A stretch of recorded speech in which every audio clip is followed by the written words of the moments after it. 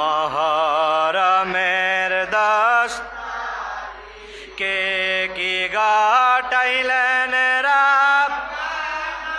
হায় গো কি ঘটাইলেন রাব্বানা কলিজা পাটিয়া যায় গো শুনিলে তার ঘটনা হাসান মরে জাহরেতে হুসাইন শহীদ কারবালায় হায় গো হুসাইন শহীদ জয়নাল আবদিন হইল বন্দি এজিদের ওই জেলখানা মহরমে জোরে ইকে কি ঘটাইলেন রাম হায় গো কি